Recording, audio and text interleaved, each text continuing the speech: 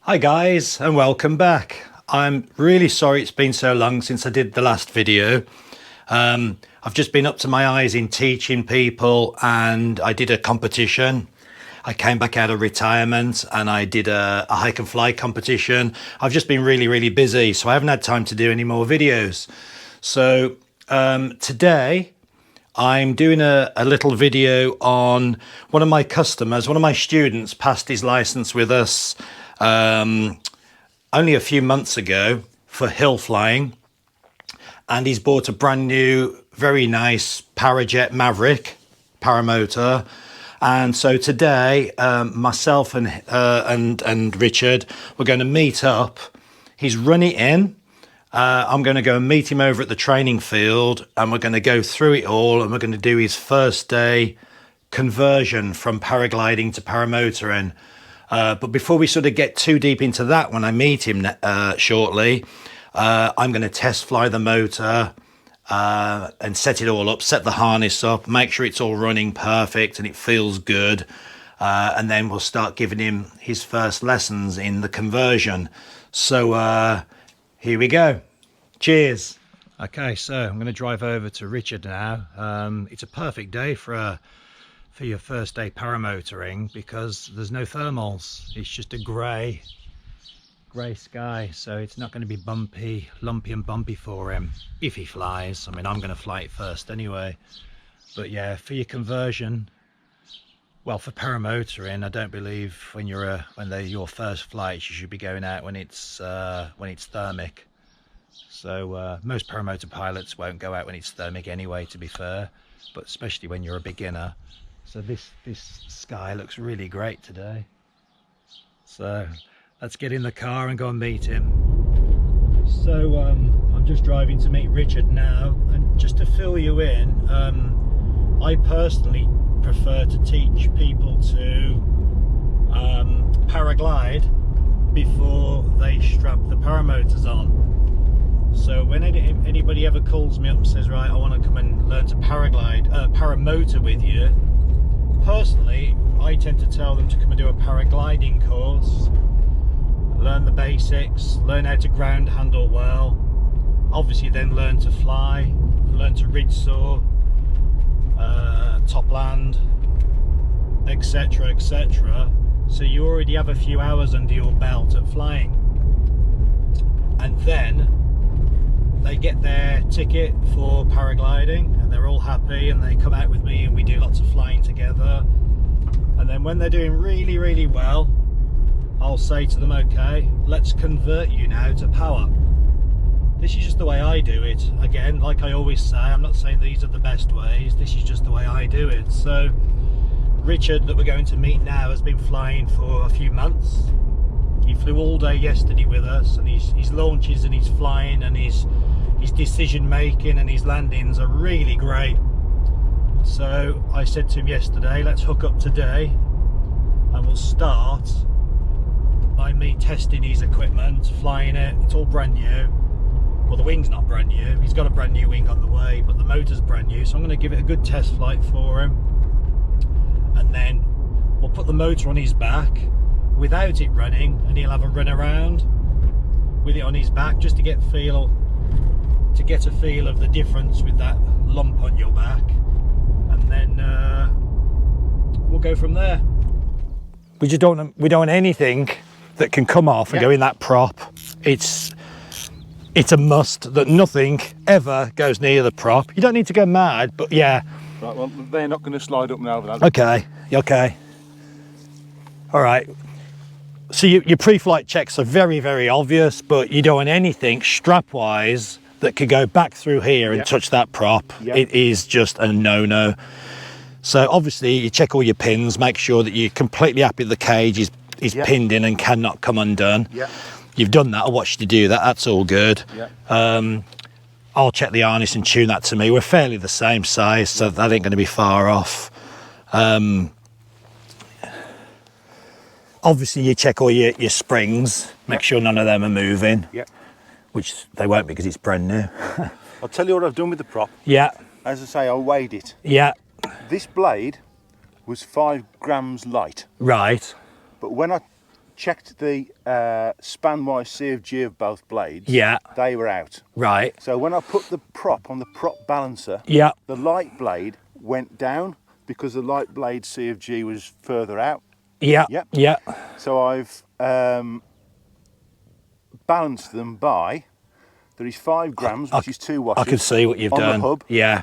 And that's had 2 coats of clear coat on the tip. On the tip to balance it up. So the CFG, the blades are within a gram. Right. And the CFG of both blades is within a nat. Right, Within okay. what I can measure. Okay. All right. That's good. And you've ran it and it doesn't feel like it's vibrating. It feels good in that respect. I checked the balance because Yeah. I thought when I ran it, I thought, well, I don't know what it's supposed to feel like. Yeah, well- But at the end of the day, it's a 1.852 two-stroke single. Yeah. There's going to be They're some. going to be, yeah. Well, I'll know if there's any Yeah. extra. Okay. And then the belt Yeah. always wants to feel roughly like that. Bit Yeah. like almost like a guitar string. Yeah. It probably will stretch after 20, Yeah. 30, whatever, how many hours. So just always pre-flight check that. And if it does, just nip it up a tad. Yeah. But that'd be I would suggest a long way down the line that will. I've been over it since it's done its running. Runnings, yeah. And there's no signs of leakage, nothing loose that Yeah. I can see. Yeah. This can't, nothing can come out here, can it? At this. No, I haven't opened them, I haven't touched them. But, I mean, there isn't a reserve in, so No, but there's no, take that out if you want, but as long as it can't come, oh, you got your pins in so it can't come out. yeah. It's just, nothing can come undone and go through No. that cage. No. It's just Well, an all the- absolute no-no, you know. All the buckles are, the free end is back through. Yeah, the buckle back again. through again, yeah. That's the only thing that's, Sweet. but that can't go anywhere. No, that can't reach. Um, Sweet, that's fine. The offset blocks are in the recommended place. Yeah, that's where I had them for my weight. That was a on the factory one. brow, yeah. Factory setting. Yeah. Okay. All right. Okay. So when you have been running it, Yeah. have you primed it and then put it on to start it? Yes, Yeah. I've never started it on. Yeah, the it's for years and years and years I used to start mine like this with my knee against it, but there's been some, there has been some accidents where people have got the throttle wrong and the hand's gone through.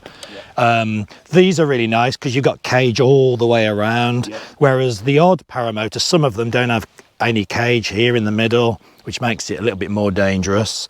But yeah, the rule of thumb now is prime and chuck it on your back. Yeah. Start it on your back. Yeah. And then I never start mine and give it the beans. I'll start it and I'll hold it on a gnats of power. Yeah. And like in an aeroplane. Yeah. And then you do your mag checks, not that these have got a mag. Yeah. So you'll fire it up and I'll just hold a little bit of power for, I don't know, 30 seconds. Yeah. And then I'll release it, make sure it's ticking over nice. And then I'll just do maybe a 3/4 to nearly full power. Yeah. But when you do that, make sure you've got real good footing and you really are leaning against it, because these things have got a lot of power. Got some power.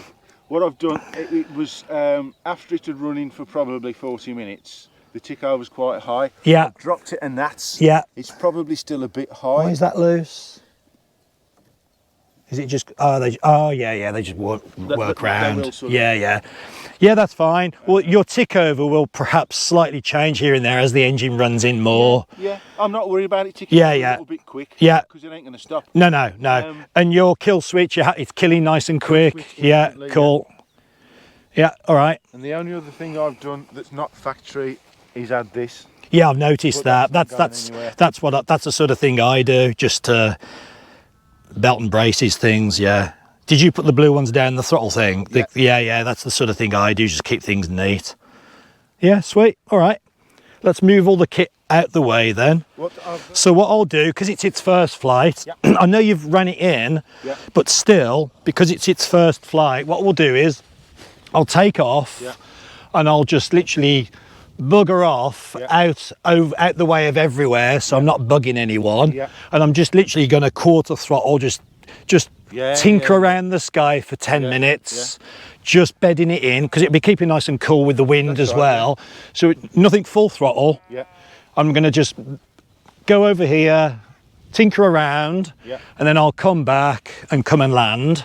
and then we'll let it cool down a bit, and then we'll make a plan with you putting it on and doing some launches, just doing some forward launches. But let's not go through that now. Let's just get a test flight done. All right.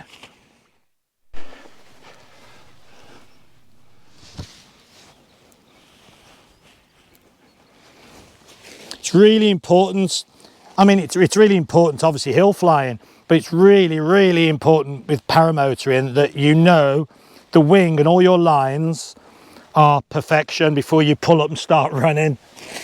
Because it's obviously important paragliding, but with a motor, especially such an expensive motor as yours, you don't want to be falling over, busting it just through rushing this bit. That's got to go through, hasn't it? Yeah. So you just want to make sure that it's perfect before you ever launch the glider. I mean, as I say, you do with paragliding, but you got an expensive paramotor strapped to you now. So yeah, you've got to be absolutely sure you're happy. I rushed a launch once just to get up with my mates. They were all airborne, and I rushed to catch them up, and I had a bit of a cravat as I rushed, and I still didn't abort. I kept running and going for it, and I ended up slightly damaging a line just through nicking it on the prop as I was running. It was totally through just rushing. I think it's going to fall out of my pockets. Sweet. Always be careful as well of your handle. Make sure it's out over there. Yeah. Don't be treading on your handle.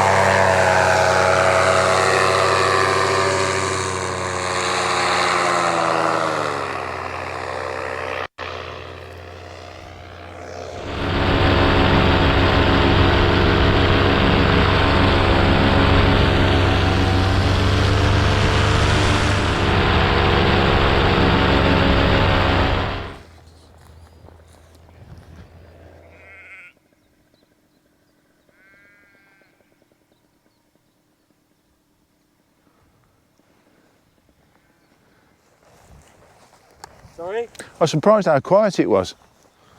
Yeah, Parajets are pretty good for... But you weren't using a lot of throttle, were you?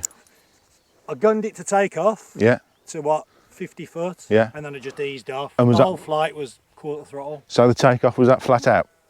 I don't think it was flat out, it was quite a bit. Yeah, it's quite a bit.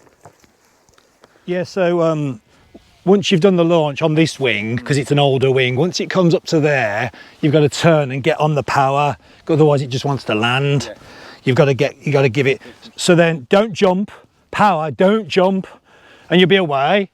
Climb out, 50, 100 foot, whatever, and then just gently ease off. I didn't even have to waggle in the harness, I just fell in the harness, just fell in.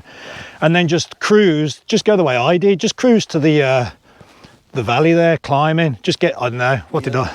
Are you leaning back slightly at takeoff? On takeoff, lean back. Yeah. So as you turn and you start run, stand up, sort of lean back, power, do not lift your legs.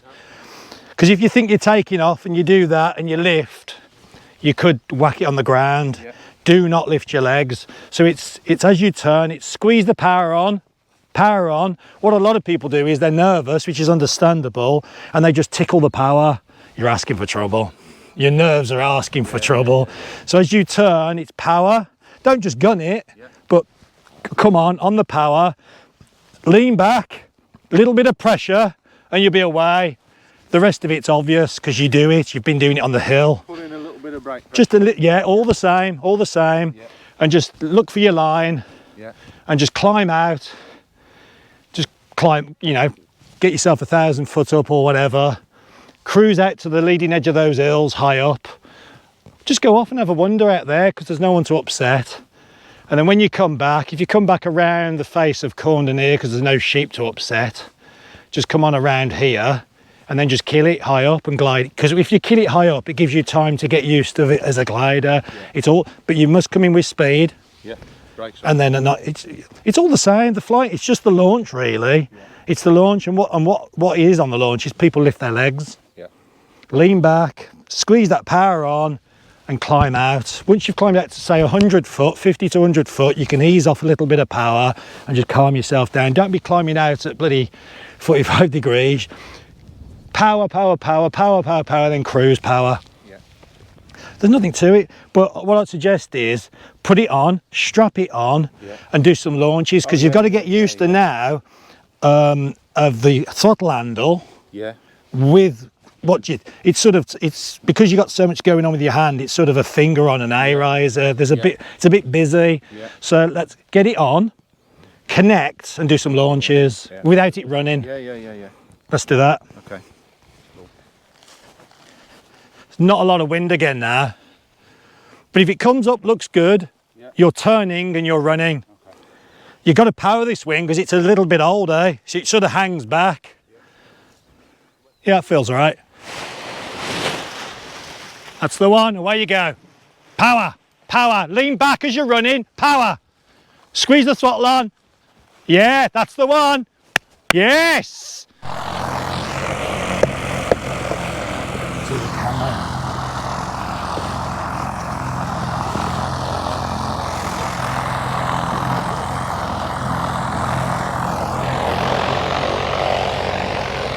Okay, how's the volume? Can you hear me okay? Brilliant, mate.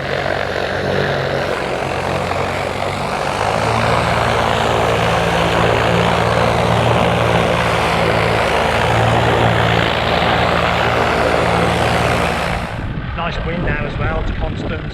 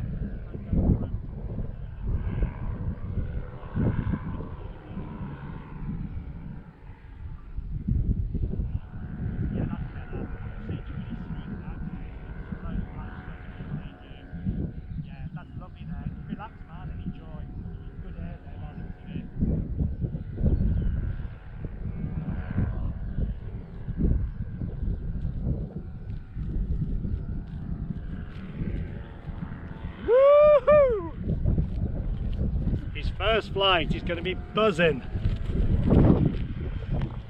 Just show me the wind direction when I get there, mate. Yes, I will. It's exactly the same as it was. So if you stay on that line, that's looking beautiful. Nice long run in, so just keep on going down so there's no rush. And then straight towards me. My hand will be pointing to the wind, but it's the same as it was when you took off anyway. That's good. Kill the engine at about, I don't know, 50 foot or so. And you'll get used to the glide then. Speed, it's all about full speed. You can come round at that, mate. You can come round.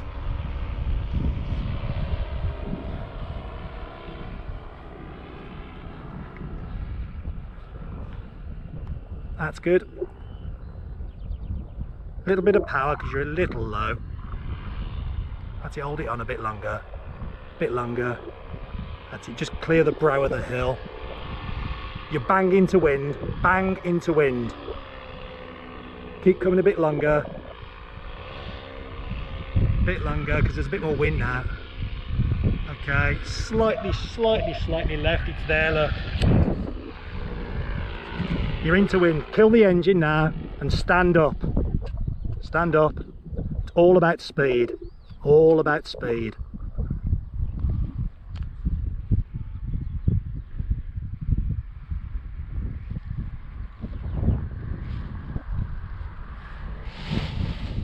Yes! Come on! Well done, Rich. Got thermic now. Yeah. Sun popped out as you took off. Yeah. Wind picked up. Yeah. Look at the sky. We just got that in, mate. It's thermic now. Thank you, Marc. So that was his first flight. Let's go and see. Come and talk to him. How was that, man? Absolutely awesome. Just a little bit sooner on your power, but I know you're nervous because that's what everyone does. But on your run out, you were tickling it. Everyone does the same, but it's safer to give it the beans. And you'll be away, and then you can come off and sort of tickle it a bit more. But yeah, if you look at the sky, now it's opened up. Just as you were launching, it popped through. Oh, it's going to get a bit lifty now. As you were drifting this way, you were sort of getting the knocks off the thermals here, off the sky. But that's why we sent you this way. Look, it's a bit milkier.